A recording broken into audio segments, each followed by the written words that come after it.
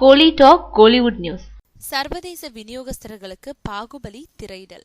பாகுபலி திரைப்படம் ஜூலை மாதம் 10ஆம் தேதி வெளியாகி இன்னமும் பல தியேட்டர்கள்ல ஓடிக்கிட்டு இருக்கு. ஒரு மாநில மொழி திரைப்படம் இந்திய அளவுல முதல் முறையா 600 கோடி ரூபாய்க்கும் மேல வசூலிச்சு புதிய சாதனை படைச்சது. இப்போ இந்த படத்தை சர்வதேச அளவுல திரையிடுறதுக்கான வேலைகள் நடந்துட்டு இருக்கு. அதுக்காகவே ஹாலிவுட் எடிட்டரான வின்சென்ட் டபைலோன் பாகுபலி படத்தோட சர்வதேச பிரதியை எடிட் செஞ்சு கொடுத்திருக்காரு. வெளிநாடுகள்ல உள்ள ரசிகர்களும் படத்தை புரிஞ்சுக்கிட்டு ரசிக்கும் விதத்துல சில காட்சிகளை நீக்கிட்டு இன்னமும் விறுவிறுப்பா படம் இருக்கும் அளவுல எடிட் செஞ்சு கொடுத்திருக்காருன்னு சொல்றாங்க.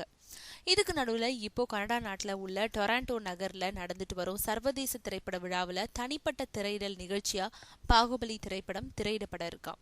சர்வதேச அளவுல உலக நாடுகள்ல உள்ள படங்களை வாங்கி வெளியிடும் பல விநியோகஸ்தர்களுக்காகவே அந்த தனிப்பட்ட திரையிடல் நடக்க இருக்காம். அதுக்காக படத்தோட தயாரிப்பாளர்கள் கனடா போயிருக்காங்க. மேலும் பாரிஸ்ல நடந்து வரும் தி ஸ்ட்ரேஞ்ச் ஃபெஸ்டிவல் விழாவில் நாளைக்கு இந்த படம் திரையிடப்பட இருக்கு. அடுத்து அக்டோபர் மாதம் புசான் நகர்ல நடைபெற இருக்கும் திரைப்பட விழாவிலையும் பாகுபலி திரைப்பட இருக்கு.